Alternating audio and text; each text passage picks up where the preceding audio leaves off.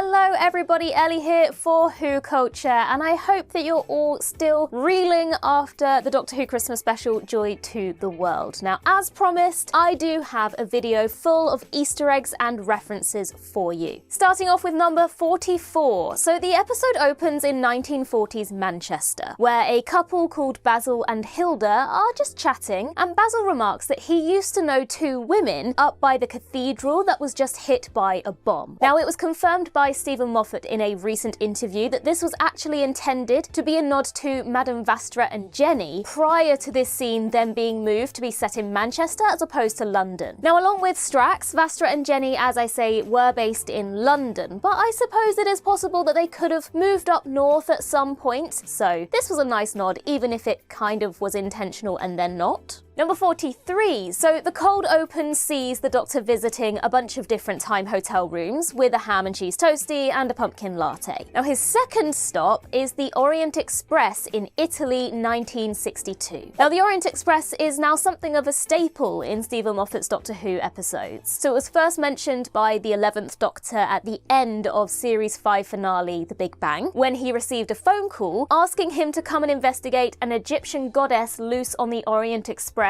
in space. And then, of course, that space version of the Orient Express would appear in the show properly during Peter Capaldi's first series in the episode Mummy on the Orient Express. Number 42. So on board the Orient Express, we meet a passenger called Sylvia Trench, who enters her room and pulls out a very familiar book, which I will get back to in just a second. Now, Sylvia Trench is a reference to the Bond girl featured in the first two Sean Connery James Bond films, Dr. No and From Russia with Love, who was also called Trench. Sylvia Trench. Does this mean that James Bond is now canon in Doctor Who now? Well, actually, yes. Stephen Moffat has revealed in an interview with Mashable that he intended for this Sylvia Trench to be the same Sylvia Trench from the Bond films. Number 41. So as I mentioned, Sylvia pulls out a book that I'm sure every long-term Doctor Who fan recognised has a connection to the show. So the book is Murder on the Orient Express, which, aside from being a pretty weird book to read while you're sitting on the Orient Express, was written by the Doctor's old friend Agatha Christie, who he crossed paths with in The Unicorn and the Wasp. And it's actually Donna Noble who gives Agatha Christie the idea to write Murder on the Orient Express when she offhandedly mentions the title of it in front of Christie 8 years before the book was actually first published. Tell you what, copyright Donna Noble. And while we're talking about The Unicorn and the Wasp, did anyone else get a bit concerned when we heard that fly in Joy's room? Because I thought for a moment that that Agatha Christie book had been some sort of foreshadowing and that we were about to meet another giant wasp. Number 40. So the next stop for the Doctor and his food delivery is Mount Everest Base Camp in 1953, where we see two men stood outside of the tent. This is Edmund Hillary and Tenzing Norgay, who were the first climbers confirmed to reach the summit of Everest. Now, what's extra special about this is that Tenzing's actor, Samuel Sherpa Moore, is actually related to his character. Tenzing is Samuel's great-great-uncle, although the production didn't actually know this when they cast him, but when they did learn of the connection, they actually gave him a slightly bigger role in the episode. How cool is that? Number 39. So we're introduced to Nicola Coughlan's Joy, who hops out of a taxi at the Sandringham Hotel in London to go to her sad and lonely hotel room. The Doctor's words, not mine, just saying. And as revealed in the end credits, Joy's last name is Almondo. Now, the phrase Joy Almondo directly translates to Joy to the World in Italian. So it's just a cheeky little detail for the language buffs out there who might have noticed that. Number 38. So after talking to that aforementioned fly in her room, Joy has a run-in with a different creature altogether, not a giant wasp, but a Silurian. Now, the Silurians are one of Doctor Who's oldest recurring creatures, first introduced in the 1970 third Doctor serial Doctor Who and the Silurians. Very original title, I must say. Their first appearance with this current design that we see here was in the 2010 episode The Hungry Earth, which was written by former Doctor Who showrunner Chris Chibnall. Now, rather than replacing the original Silurian design, this new bright green look that we see was just merely intended to be a different strain of the same species as opposed to completely replacing. Number 37. So immediately after the opening title sequence, we are transported to the Time Hotel in the year 4202. Now, sometimes these numbers can have a deeper significance, but in this case, it just appears as though Moffat simply took the year of Joy to the World's broadcast, 2024, and reversed it. Number 36. Oh my, Bridgerton! So Netflix's smash hit period drama is clearly on the Doctor Who team's mind lately. Because not only did we have the casting of Golda Rosheuvel in Space Babies, and the whole Regency setting of Rogue and the Bridgerton inspiration for it, but we can see some very Bridgerton-esque costumes being worn by various Time Hotel guests as well. Now this could also just be a little nod to Nicola Coughlan's filmography, since she has appeared in all 3 seasons of Bridgerton so far, and the most recent one being her focus story. Number 35. So the TARDIS materialises inside the Time Hotel, and to the left we can see a sign for London Blitz walking tours. Now this links back to Moffat's very first episode of modern Doctor Who, The Empty Child, which was set in the 1940s in London during the Blitz. Now the hotel sign even has a person wearing a gas mask on it, which instantly evokes the creepy gas mask zombie saying, "Are you my mummy?" Number 34. So sticking with this TARDIS shot, if we look on the right, we can see a sign for De Tambles, which is a bar inside the hotel. Now Henry De Tamble is the name of the male protagonist in The Time Traveller's Wife, which is a story that inspired certain parts of Stephen Moffat's Doctor Who, like the idea of 2 people meeting out of order. Now Moffat also adapted The Time Traveller's Wife into a TV series for HBO in 2022, so clearly it was on his mind when he wrote Joy to the World. Number 33 to number 29. So inside the Time Hotel, the Doctor steps out of the TARDIS carrying 2 mugs and a newspaper. Now it's difficult to get a proper good look at it in the episode, but that newspaper is called the Timey Wimey. And basically it's an excuse for the production team to get in as many Doctor Who Easter eggs as they can. One headline reads, "Prisoner Zero found innocent," which is a nod to the villain in Stephen Moffat's first episode as showrunner, The 11th Hour. In that episode, we learn that Prisoner Zero is in jail, but not what he's in jail for. And now it seems that he's been set free. Now another headline reads, "Duck Pond Mystery Solved," which is also a nod to The 11th Hour, where the Doctor is weirdly fixated on why the Ledworth Duck Pond doesn't have any ducks in it. At the bottom of the paper, there's a logo for Taraji, which is a reference to the Taraji Transport Network train that was featured in the opening of The Power of the Doctor, and also the Taraji star system, which is home to the sentient sun Taraji as seen in the 10th Doctor episode 42. And at the top of the paper is the issue number 30139_Apple_C. The idea of designating something with the word apple actually first appeared in the Series 1 episode The End of the World, when the 9th Doctor takes Rose to the year 5 billion, or as he tells her, "This is the year 5.5/Apple/26, 5 billion years in your future." It's also mentioned that the Timey Wimey costs 800 credits for a subscription. Now, credits are a generic currency in the Doctor Who universe that were mostly mentioned during the first Russell T Davies era. Now, it's unclear whether or not this paper is actually meant to be taken seriously. I mean, why would there be an actual paper called the Timey Wimey? Although, it is a really fun idea for world building, so I kind of hope that we see a different issue pop up in future episodes. That's going to be the thing I spot now. I'm going to keep looking out for the Timey Wimey and what references we might have this week. Number 28 to number 23. So dotted around the Time Hotel, we can see various leaflets advertising historical trips. One of these leaflets advertises a stay at Pompeii, which is likely a minor reference to the 10th Doctor episode, The Fires of Pompeii. Now there's also leaflets for the Aztecs, which is likely a nod to the first Doctor serial, The Aztecs. The signing of the Magna Carta, which is the historical document at the centre of the 5th Doctor serial, The King's Demons. And gunfight at the OK Corral Corral as featured in the first Doctor serial, The Gunfighters. Now there's also a leaflet for Hiroshima in certain shots, which, depending on the time period that you decide to visit, could be a very risky excursion. Also, there is a leaflet for the Titanic, which the Ninth Doctor once claimed to have been on when it actually sank. And of course, we then had the 2007 Christmas special, Voyage of the Damned, which took place on a space Titanic. In fact, when you think about it, Joy becoming Stardust in this episode is actually very similar to Astrid's end in Voyage of the Damned. And also the theme of an almost companion sacrificing themselves is very similar across these two stories. Number 22. So while talking to Trev, the Doctor looks around the Time Hotel and spots a clothes shop called Mr. Ben's Any Era Clothes. This is a super niche reference to an old British character called Mr. Ben, who appeared in a short-lived animated show between 1971 and 1972 on the BBC. Now the premise of this was that Mr. Ben would visit a fancy dress shop, which was owned by a man wearing a fez and a bow tie, might I add, and he would try on different outfits and then step through a magic door into an adventure that was centered around his chosen costume. So you can see how that jives with the concept of the Time Hotel. Now it's also interesting because Anita is also credited to have the surname Ben. Is she married to Mr. Ben, or is this just a cosmic coincidence? Or, in a timey-wimey turn of events, perhaps Anita creates the clothes shop in her own future after getting the job at the Time Hotel.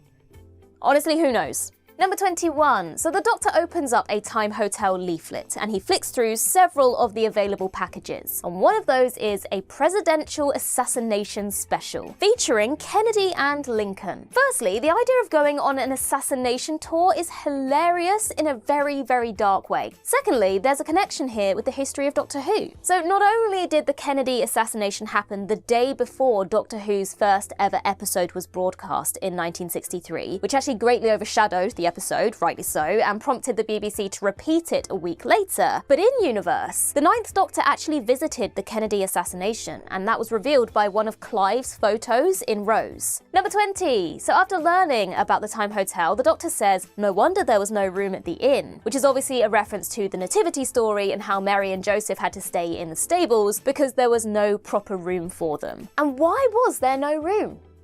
Well, actually, we can blame the Doctor for that. In Voyage of the Damned, the 10th Doctor tells Astrid that he got the last room when she asks him about Christmas. Long story.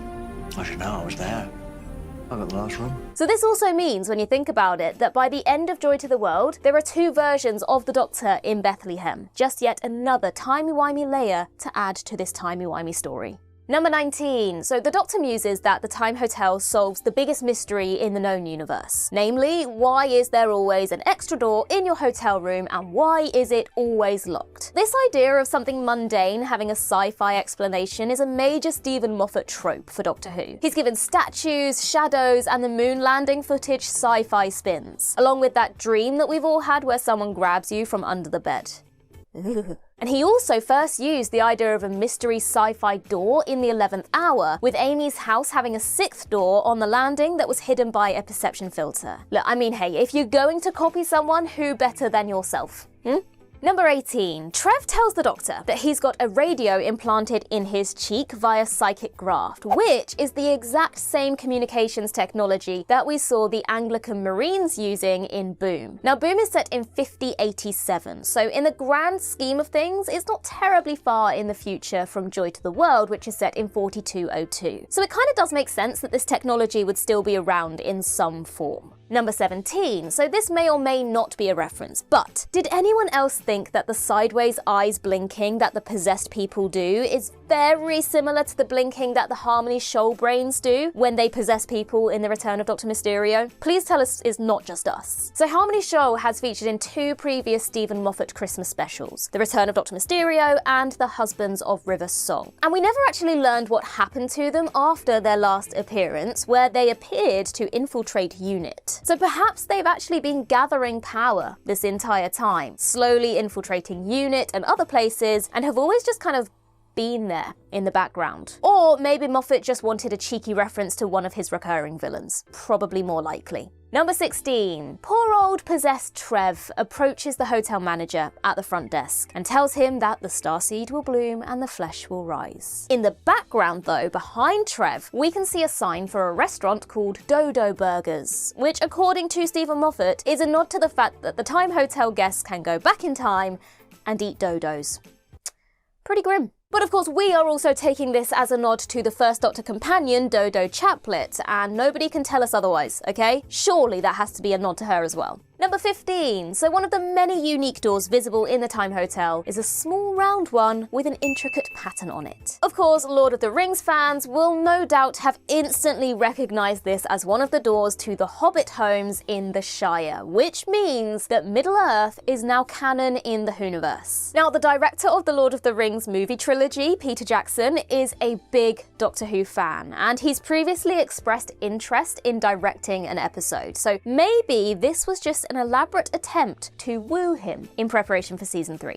Number 14. So the Doctor meets his future self and he asks him how he gets to that point. And the future Doctor cryptically responds, the long way round. Now, along with wibbly wobbly timey wimey, this might be the most iconic Moffat phrase. It was used in The Day of the Doctor, Heaven Sent, Deep Breath, and other episodes as well. And it also appeared in Moffat's other 2024 episode, Boom. He seems to like that phrase. Number 13, and more Moffat references now. When the future Doctor leaves the past Doctor alone in the room, he closes the door and says, basically, before tailing off. This is a phrase that Moffat likes to use with the Doctor, most famously in the 11th hour, with the 11th Doctor's iconic line, basically, run. It then made a reappearance in Boom, with the 15th Doctor's mic drop moment, basically, Villengard, just wait till Daddy gets home. Number 12. While working at the Sandringham Hotel, the Doctor controls a mop using his sonic screwdriver, which allows him to multitask and read a newspaper at the same time. And on the back of that paper is a headline that partially reads, Skeleton Versailles, alongside a photo of a Clockwork Droid head. Of course, this is a shout out to Stephen Moffat's second Doctor Who story, The Girl in the Fireplace, which partially took place in 18th century Versailles and introduced the Clockwork Droid villains. Also, thinking about it, does the Sonic now work on wood? Because how is it moving that wooden mop? Number 11. The phrase for Auld Lang Syne became an important piece of connective tissue between Anita and the Doctor throughout this episode. Auld Lang Syne is a Scottish song that is traditionally sung to ring out the last year on New Year's Eve. And with Ncuti Gatwa being part Scottish and Stephen Moffat being fully Scottish, this is also a nice way for those two to get some of their heritage into Doctor Who. Now, the song was also sung by British and German soldiers during the Christmas armistice in Moffat's previous Christmas special, Twice Upon a Time, and there's even a Big Finish audio drama called Auld Lang Syne that features the 9th Doctor, so lots of Auld Lang Synes. Number 10. Shortly after, Anita hands the Doctor a plunger and tells him there's a blockage in room 28. And the Doctor is shocked and he responds, is this armed? Now, the reason he's shocked is because the plunger is a powerful Dalek weapon, the idea for which came from the Doctor himself when he visited Skaro in his 14th incarnation. Now, 15 hasn't actually faced the Daleks yet, so does this count as a Dalek encounter for the 15th Doctor? I hope not. I want to see the Daleks back, if I'm honest. Number 9. Anita talks to the Doctor about her car, and she tells him that her Satnav no longer takes her where she wants to go. And the Doctor responds that instead it takes her where she needs to go, which is a reference to the 11th Doctor episode The Doctor's Wife, which introduced the idea that the TARDIS possessed a higher form of sentience than we previously thought, and would always take the Doctor where he needed to be, though not necessarily where he wanted to be. Also, Anita's car is now TARDIS blue, which is a lovely colour to be fair. Number 8. Also in this scene, we have the Doctor sporting perhaps his best outfit yet. Now, I initially suggested that this was his Bob the Builder era, but a lot of you have also pointed out the similarities to Fix-It Felix from Wreck-It Ralph. Now, considering the Disney connection we have now, I would be inclined to agree with this particular comparison. Or, you know, it's just a big old coincidence and we are taking this way too seriously. Number 7. The Doctor and Anita have a Chinese together, and Anita is apparently in disbelief when the Doctor tells her that he's met creatures that can't move while you're looking at them. Of course, this is a subtle wink towards Moffat's most famous Doctor Who monster, the Weeping Angels. Now, they last appeared in the 2021 episode Village of the Angels. So do you think maybe it's time for them to come back as well? I think so. Number 6. When the Doctor tells Anita he's leaving, she asks him if he's married, and he replies that no, he isn't. Just excuse me 1 second, are you forgetting someone? Are you forgetting someone quite important? Is there a divorce going on somewhere that we didn't know about? To be perfectly honest with you, actually, considering that this was a Stephen Moffat episode, I'm actually quite surprised that River, or at least the Doctor's marriage, wasn't actually mentioned in this moment, and instead he simply responded no. I feel like because it was a Moffat episode, this could have very easily been a moment for him to go, well, yes, but that's not what I mean, you know? Number 5. The Doctor explains to Joy how he got the briefcase code via a bootstrap paradox before adding that bootstrap paradoxes basically make no sense. This is a very tongue-in-cheek jab by Moffat because not only were bootstrap paradoxes a recurring idea in his Doctor Who era, but also he got a lot of criticism for using them too much. There were major bootstrap paradoxes in stories like The Big Bang, when Rory receives a sonic screwdriver from a future version of the Doctor, and also in Let's Kill Hitler when it's revealed that Amy named her daughter after her daughter. So for the Doctor to say that yes, they make no sense, but that the universe came from nowhere and nobody complains about that, is very clearly Moffat calling out some of his critics. Number 4, as revealed in the clip that was previously released for Children in Need back in November, the main villain in Joy to the World is the weapons manufacturer Villengard. Now, Villengard was introduced in Stephen Moffat's first Doctor Who story, The Empty Child and the Doctor Dances, where it was mentioned that Captain Jack's sonic blaster was manufactured by Villengard. The 12th Doctor would later visit Villengard's weapons factories in Twice Upon a Time, before the corporation made a comeback in Season 1's Boom, using its AI-powered algorithm to keep people fighting and dying on Castarian 3. Number 3, it's time for the latest round of Mavity Watch! So when the Doctor is speaking to Holotrev, he asks him to figure out where he is by using the briefcase sensors. Sensors that may include air density, humidity, temperature, and rotational Mavity. Now, it's been over a year since Mavity was introduced, and the question still remains, is it leading to something, or is it just a running gag? Maybe we'll have more answers in Season 2. Number 2, when the Doctor realises that he needs rope to break into the tomb containing the Starseed briefcase, he exclaims, "I am very, very good with rope." Ever since the church on Ruby Road, this Doctor has had a bit of a thing for rope. So in that episode, he essentially learned how to speak rope on the Goblin ship when they're tied up. But perhaps what he's alluding to here is actually the use of rope to defeat the mighty Sutekh, the god of death. As I say, he's had a lot of experience with rope this season. And number 1, the final montage closes with a cut to Joy's mother in hospital. And as we learn from the tablet that she's holding, this is the Royal Hope Hospital. Now, if that name rings a bell, it's because this is the same hospital that Martha Jones worked at as a medical student. The same hospital that was then transported to the moon and encountered a platoon of Jadoon. A platoon of Jadoon on the moon. We've been speculating for ages that Martha Jones will make a return. Literally ages, so maybe this might be another clue that she might actually be returning. Fingers crossed. Happy New Year to you all! If you haven't already seen the Ups and Downs review or our spoiler discussion or our breakdown of the Season 2 teaser, then please do go and check those out as well. I've been Ellie for WhoCulture, and in the words of Riversong herself, goodbye, sweeties.